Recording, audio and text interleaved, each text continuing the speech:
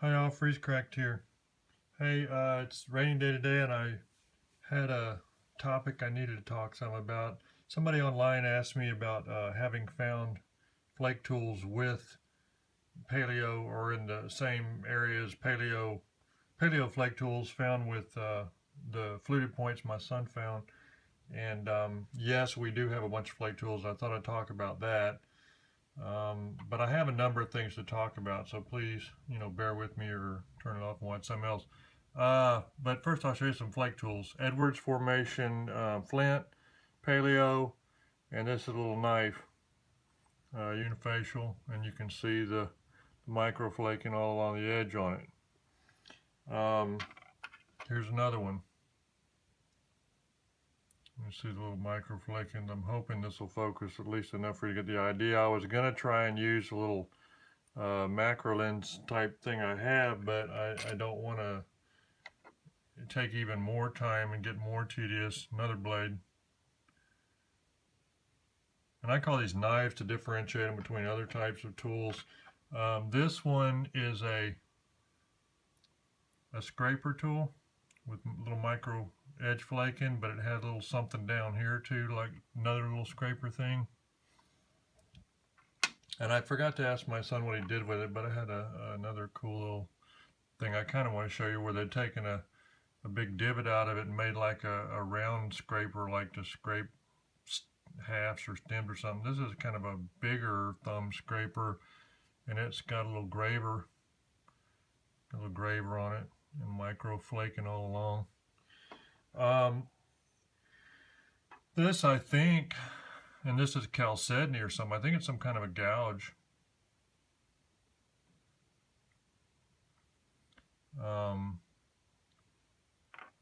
Here's another thing that has sort of that look, and it actually has use or damage on both ends, so I'm not real sure.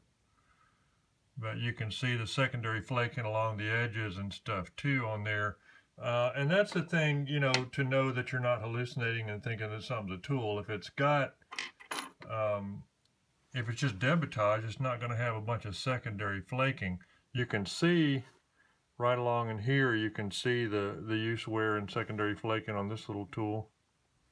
And you can see that, secondary flakes were taken along the top right there that don't make sense in the context of it just being debitage.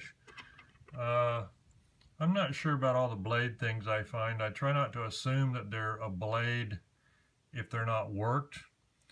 And sometimes there's little micro stuff on the edges that you're not positive about. But in other times, you're very positive about it.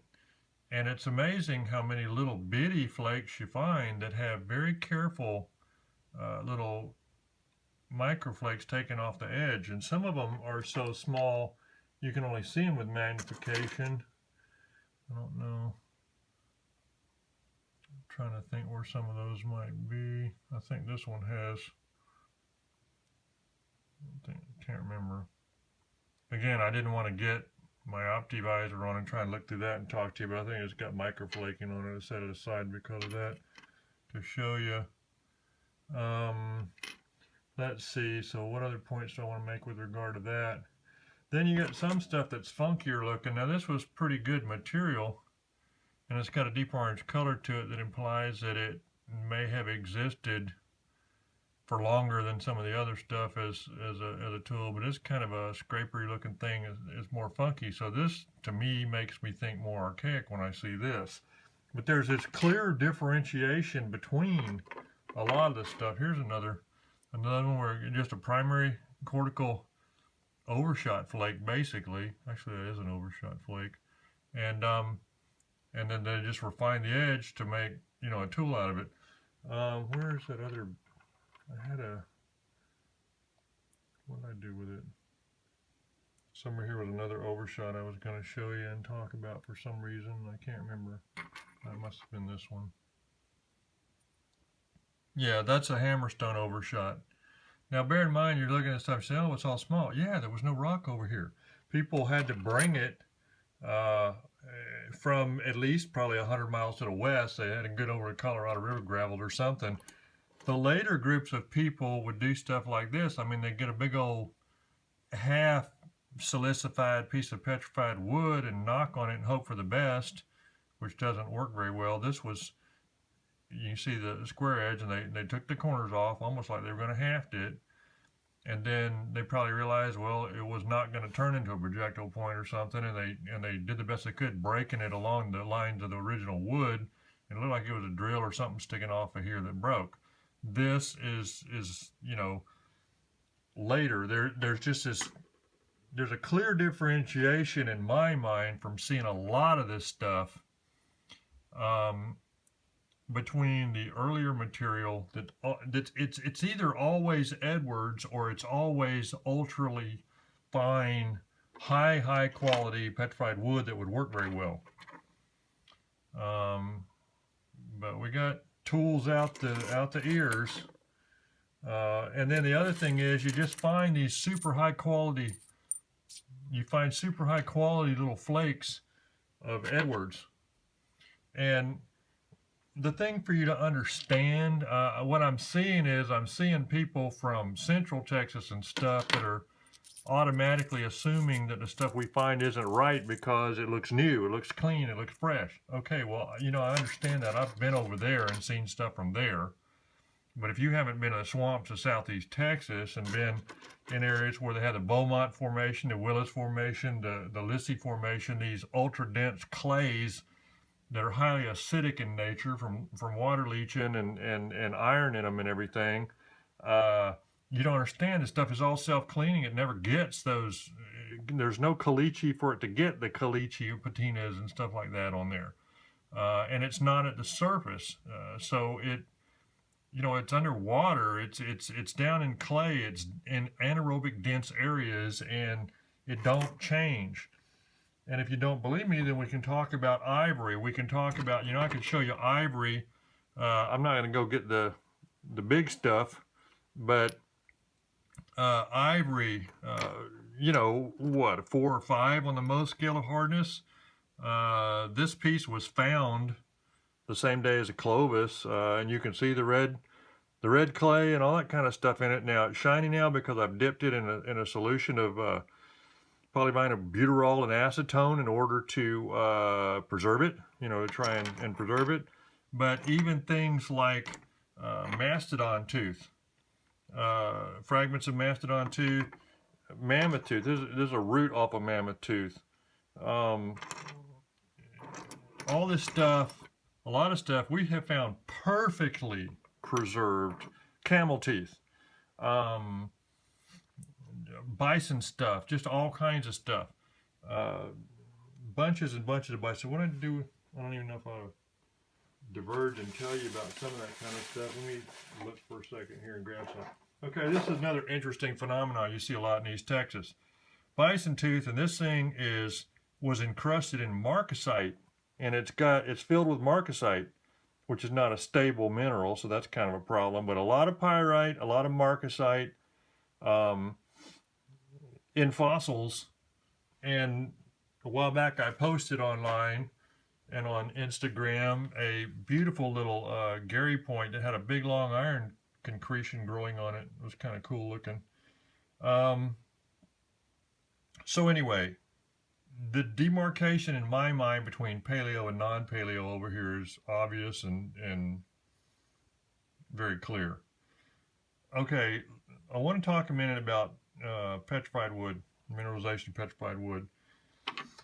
Petrified wood outcrops in the Jaeger Formation, which is Eocene, and that's north of us a considerable ways up by like Bryan, College Station and stuff. The Oligocene, the, you know, Catahoula and some of the others, and it goes all the way, it follows the old ancient shoreline all the way from down in South Texas over in Louisiana and across up above us. But the wood isn't outcropping normally right at us. It's out and it comes down the waterways and stuff, and the natives, I don't know where they got it all from. This is an example of semi-poorly mineralized. Now it's certified, but it still has enough of the original grain structure that if you try and flake this, it's not going to work very well. In fact, somebody did try and flake it, and it didn't work very well. And they got them you can get them a sharp edge. You find lots of tools like this where they got them a sharp edge and worked it. That's not going to be paleo people doing that. The paleo people knew enough to get good material. This is a little better silicified piece of wood, and you can see that it has a gloss patina, which is about all you ever see on the stuff over here that's indicative of age since those breaks were done. But it was concoidally fracturing a little bit. He was going across the plane here of the wood, and it was working okay, where this one wasn't working at all. So then that's the next grade, and this is still not good for much, but the archaic people did a lot with this kind of crap, but I think they were masochists. All right, so then you get this sort of situation where, and this probably was paleo, he got a good piece of wood, it looked nice, it had good grain, it was well silicified, but some pieces of wood, for whatever reason, break squirrely. And this is one that just was going crazy on him, and you can see a couple of really nice parallel. There's some very pretty, I don't know if I can catch the light right, some very pretty parallel stuff that was starting there to look really good. The flaking looks like, this is all the problem of the wood. And, you know, it was pretty, it would have made a nice point, but it didn't because the wood's a problem. All right, here is an example of kind of bad wood but it's a little bit better than those first two I showed you as far as flaking concoidally and making a tool. And in fact, we find a lot of tools made like this, but I think they're archaic. And then you get what everybody wanted. What everybody wanted was fossil palm or fossil grapevine. And one of the reasons is the stuff has a different physical structure before it's fossilized. And therefore, when it does mineralize, permineralize, or through bacterial action, you know, have precipitation of mineral, everything like that, you get a much more complete and better and homogeneous structure of chalcedony in it that can be, like this is chalcedony replaced. Now that's extremely tough stuff to work, but it works. The breakage is normal, regular. Chalcedony breaks concoidally very well. The problem is it's basically the equivalent of a fibrous agate, and it is a beast. But for guys who were twice as strong as I am, or 3 times as strong as I am, it's something they could do something with and make good tools. And I have made some good tools out of jasper and agate and stuff, but it definitely ain't a fun day trying to create them. It's just a pretty little piece of wood with micro flaking on it. So much of the stuff, some of the stuff is so micro fine, you get a optivisor on it, and then you have to put a loop on it also. And you go, crap, man, how did they do this, and why did they do it? It's like they were all OCD or something. I don't know. It's weird. But we find some beautiful flakes. And this stuff, and you know, you don't get this stuff around here. It was brought in. Okay. So then, the issue with the Clovis. I hope for y'all's sake, you know, if you're somebody who's been nice about the discoveries, then all I would tell you is look out if you ever find them and want other people to be able to share it. But there's folsom. Yes, I am a flint knapper. Yes, I consider myself a pretty good flint knapper, but the main advantage I have is not my actual physical skill at making the stuff, but I have a tremendous amount of analytical ability, and I'm OCD with studying things and doing homework and research, and I've been to a lot of nap-ins and sat with a lot of gifted nappers, and I understand what I'm looking at. And one of the big concerns I have about artifact people is if they are not themselves very, very good nappers, having napped a wide variety of natural raw materials, then when they're looking at stuff, I don't know how they know how much of what they're seeing is based upon the predisposition and mindset and techniques and cultural, you know, stagnation, if you want to consider it that, which I don't believe in, of the maker versus how much of it is being dictated by the rocks. Like, for instance, a lot of times you start out with a rock and people say, well, what are you making? Well, until you, if it's a very homogeneous great rock, then maybe you know right from the start what's going to come out of it. But if it's a squirrely little cobble, like the kind of stuff that you have around here, then what comes out of it a lot of times ends up being what the rock allows you to make from it. You know, you keep whittling crap away until you get it under control, and then whatever's left, you know, you make out of it the best thing you can that suits your purpose. Um, and so, you know, first of all, to say that there's no such thing as great new looking points is ridiculous, because again, I can show you. Let me see what I got laying around here. I made this point the other day, but well, I don't want to waste your time. Let's see. Hang on, I'll show you something.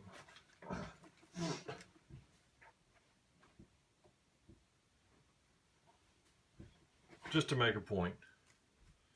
This is a tooth. It's from northeast Texas, okay? It's a tooth. It's approximately 70 million years old. It's original material. It is mineralized heavily internally, but the exterior surface obviously looks just like it did. 75 million years old. So, you know, don't tell me that the environment of deposition everywhere is identical and that it precludes finding pristine, brand new, beautiful looking crap that's 10, 11,000, 12,000 years old, whatever. It doesn't. The stuff exists, whether, you know, people wish to believe it or not, and it's there, and it can occasionally be found. Okay, so I said that. It was my mistake on posting this thing when we first found it. I wasn't thinking, because we were so stunned by the discovery and so excited and everything like that, that I didn't realize that, hey, this thing is completely waterlogged and looks like it was made today, and that's going to give a problem. I mean, I just wasn't really thinking about it. If I had waited a week even, or two or whatever, it would have been better because, and by the way, it looks darker in here than it does in the sun, so you'll see different colors from what I posted, but I haven't photoshopped any of them. But all the concerns about the quote-unquote loose hinges, which is a misnomer. There's no loose hinges on this thing. The stuff, the material, this patination that you see right now is the patination, you know, of the material from its original condition. Its original condition would have been something along the lines of what it looked like when we found it. And over the millennia or whatever, or not the millennium, but the centuries to going back to 1 millennia or whatever, it patinated, and the patina on this thing, because again, it's not Central Texas. We don't get these big old thick hydration rinds, weathering rinds on stuff. It's thin, and so when it's completely waterlogged, it's translucent. And on all hinges, apparently, a lot of hinges, the little you know, they don't break right at the back of the depth of the fractures going through there. So then when you have it fully hydrated, full of water, and it starts drying out, what's going to happen is that water is going to precipitate out everywhere it can over a period of days, months, weeks, whatever. And it's going to specifically on a hinge, you know, it's got two surfaces. Granted, one's under, but it's a wicking kind of thing, because you know how water wicks along a crack, and so it goes right there, and it kind of frosts it up with the evaporation of it. And in addition to that, it was translucent, and it made them all look 3 times as big as they'd normally look and everything like that. And if you look at this thing now, they're not on there. I mean, they're still there, but you don't see them like you did on that original picture and stuff.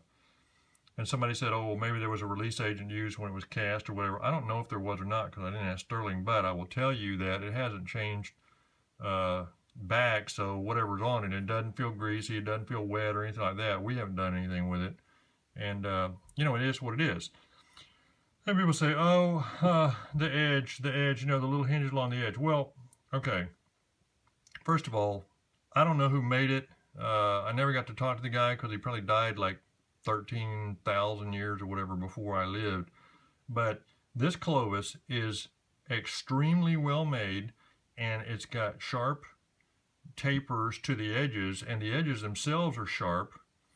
And so it's a different style of a lot of Clovises, and it was made with fine flaking. And if you haven't napped abo, let me explain to you about pressure flaking. You build a much finer edge than normal if you want to make a sharp point. And if you're using antler or bone, you don't abrade the edge. You grab high on it. You kind of get your edge to the center line, and you grab high on it, and you're flaking into leather, and you pull the flakes off that way, and that edge is fairly easy to collapse. It's not a sure thing like copper flaking on a well abraded edge. And in this case, this particular rock, which nobody mentioned, has very visible. Now you have to get can't remember where they all are, but it had some fairly visible quartz inclusions in it. And quartz inclusion right there tells you that the tensile strength of the material may not be optimal or perfect. And so if you work off a real thin edge and try and take, and you can see some pretty fine flakes on this thing. If you work off a real thin edge and you're trying to take flakes off a thin edge, having some of them partially collapse is not strange at all. And this lipping isn't strange either, because again, you're grabbing high on it and you're pulling, and if it breaks lower than, because it was sort of thin to start with along here compared to, say, the Ross counties and stuff, which are made much thicker and clunkier considering to me than this. I absolutely love this point. Another thing nobody mentioned, this flute channel comes up and gradually slopes down and then hinges out. I don't know a modern napper that does fluting that way. The fluting, normally, if they don't jig it, they hit it or whatever. This was done, I believe, with support along that caused it to sink down like that, because that's what flakes do. And I think that the old boys were masters of support. And so to me, it's just totally different from what I've seen. People say, oh, what'd you get that at a nap-in? I have never been to a nap-in, period, and I've been to a number of them, where I've seen anything like the work on these 2 points. Nothing. So all I can say about that is I feel like it's a shame that more people don't get involved in napping and understand things better and come to understand there's a huge difference between the way most modern nappers nap and between the way the old boys nap. And I also believe the archaeological record is being distorted somewhat by the concepts of, well, if it don't look like something I've seen before, then it ain't real. Okay, so you're excluding everything newly found that hasn't been studied before or seen in big quantity from the archaeological record. So you're creating a sort of a narrow path of just the things that people are familiar with. And that's a real bad thing in my mind, although I don't really care, because my lights turn on. The archaeological record doesn't have anything to do with gas in my car. So, it's an academic issue for me, although I'm interested in it, and I don't prefer distortion of it, but it is what it is, and it's being highly distorted. So, oh well. Don't want to get political. And don't want to say anything about anybody, but I think one of the biggest disappointments to me was, I consider this a really fine, an amazing example of a type of Clovis that isn't particularly well represented in collections and in people's minds. And the thought that it's being excluded mentally from people's mental package, and the same thing with the folsom. To me, it's just a shame. It's a loss. As far as it affects, well, let me talk about the folsom a minute. I dare any of y'all to make this. Go for it. If you think you can take a piece of raw, and there's a discussion here, I'm fixing to send pictures of this to a guy that is a wood expert. It may be grapevine as opposed to some sort of an immature small palm wood or something, I don't know. But at any rate, it has directionality because of those straws. That's the vascular system of it. It has directionality. It flakes great along the axis of those, and it flakes horribly across the axis of those. And anybody out there that's a napper, you take you a little tiny piece of material like this and put big, powerful flakes across the grain, running all the way over, you know, and one of these things rolls out and looks like an overshot on this right edge, and do that. Just go ahead and do that, and come out with a 3.5 millimeter thick piece, and then flute it all the way up to there, and then, you know, do a posting talking about how you pulled that off, because it's 2.5. If you go 10 millimeters up on this, it's 2.5 millimeters thick. And you know, tell me how you pulled that out. And some people are saying, oh, well, gee, this might be Clovis. I'm like, Clovis? You know, it's folsom to me. And again, you know, it's gotten a big debate. My son found a Levi/Midland point. And I posted that, and it turned into a big, huge debate over what it was and how to pigeonhole it. Well, you know, I really don't post stuff so that people can fight about how it should be pigeonholed, because I don't mentally pigeonhole. I think that pigeonholing things in typology, it may be valuable from a standpoint of professionals in different countries talking to each other about stuff so they can understand the terms and everything. But I think it's problematic a little bit from the standpoint of, again, why do you have to figure out, if you're not positive or if something doesn't fit perfectly into a hole in your brain on a shelf where it can be comfortable, why can't you just say, I'm going to let that one stay uncomfortable and not stick it on a shelf in my mind until such time as circumstance change, more stuff's found, whatever, and I become comfortable with it. I mean, I realize that there's a need of all of us to have things settle in our brain, but there's a whole lot of stuff I decided a long time ago I'd never know about, and I'm just going to have to deal with uncertainty on. At any rate, okay, so I've talked a lot. The stuff is real, you know, and it doesn't matter to me. I understand that we all go around being very suspicious because there's a lot of deceit and falsification stuff in the world. It's particularly disturbing to me to be called a liar in this instance, and the reason is this. I don't feel like I really had a choice in posting this stuff for the world to enjoy and see. These were my son's find. He's a young guy. He you know, when you have the coolest thing happen in your life, just about, the thought of not sharing it, you know, is just like, it makes you walk around wanting to just explode, like your head blow off. We spent a little while, because I told him on the Clovis find, you know, we don't want to make people aware of this, because people won't believe us. You know, it'll just be and after a day or two, man, I mean, he was hanging his head, and I was feeling the same way. And you're kind of like, geez, you know, what's the point in having the coolest moment ever if you can't share it with people? Well, we shared it, and the sharing of it ended up having some negative consequences. It's not y'all's fault I have high blood pressure, but, you know, when people online don't know how to act and all, it's one thing to, I don't begrudge anybody disbelieving, but today, you know, I get up and somebody, you know, put BS after on Instagram, and then somebody else puts on. But I mean, you know, it's just the way it is. It's a little bit insulting to me to act like, well, gee, if I have paper on it, it's good, and if I don't, it's not. We don't have paper on anything. We've never gotten anything papered, never bought anything, never sold anything papered, and don't intend to. We were offered paper on the Clovis by someone, and we turned it down. So that's that. And you can say, well, why is that? Well, it's a little bit insulting to me for you to tell me, well, you know, you don't believe me, but you'll believe a stranger that is somehow got more credibility than me.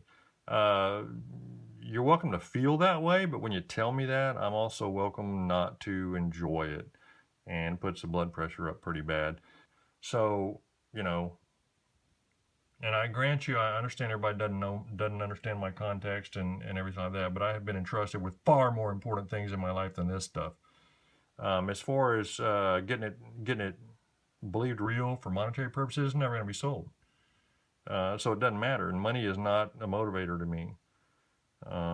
As far as fame and glory and everything like that, my recognition has been sufficient in the past and the rest of my life. And but having said all that and all the stress that's ensued and everything like that, I still am thankful for these things, and grateful for all the support that people have done, and feel blessed that I got to be a part of it. And this one of the most just unfathomable. But you have to understand, it is surreal when you find this kind of stuff. When this stuff happened, it was mind-blowing for us. So then to dump it out there to the world at the same time that our minds are already blown ourselves really added to the mental chaos over it all.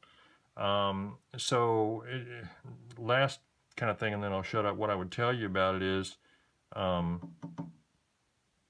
know, if you ever find something like this yourself, and it's very possible you can if you put yourself in the right place, just be aware that you'll find out who really believes in you. You'll find out who accepts, you know, what you say is right without question, because you'll find out about people too. I guess I can show you this. I haven't jacked with this micrometer or whatever it is. 3.5, and then it's about 10 millimeters up or whatever. That shows about 2.5 right there. Dang it, there was something else I was going to tell you. And Southeast Texas happens to have an extreme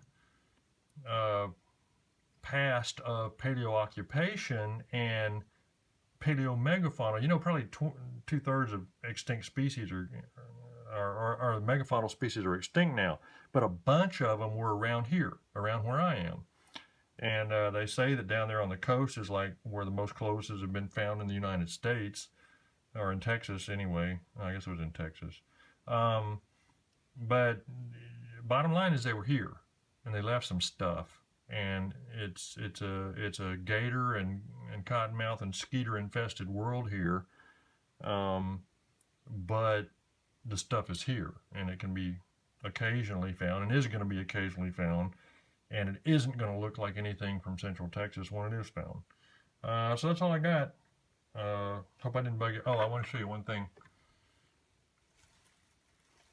I think this is cool. I wonder what I do with that other thing. Oh, hang on. I want to show you two things.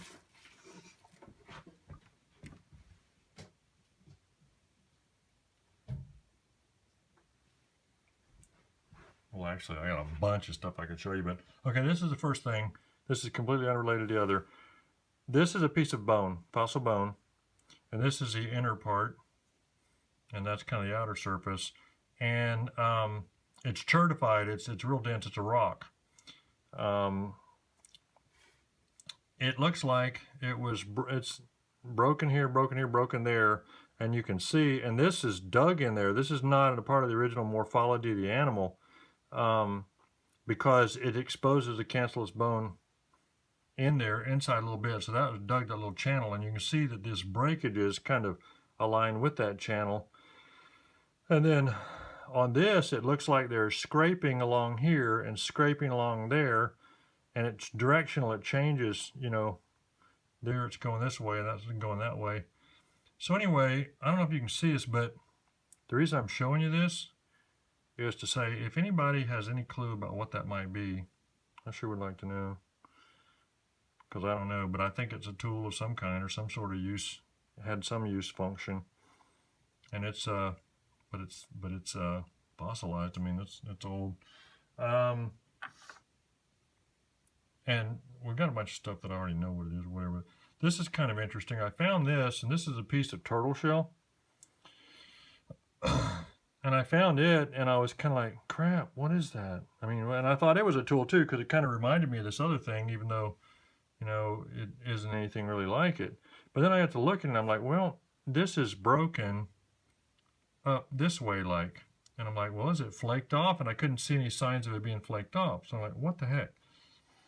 What I've kind of decided is it, and this central area where it's excavated out is kind of pushed down. What I kind of have decided is that this could have been from a big gator biting a turtle. And when the big gator bit the turtle, it put so much force on this that it popped out this area of material downward into the shell. So I thought that was pretty interesting, and I don't know if I'm correct in my assumption as to what it may be, but I don't have a better thought on it. Anyway, I've said enough. Thanks for watching. Bye for now. Freeze crack.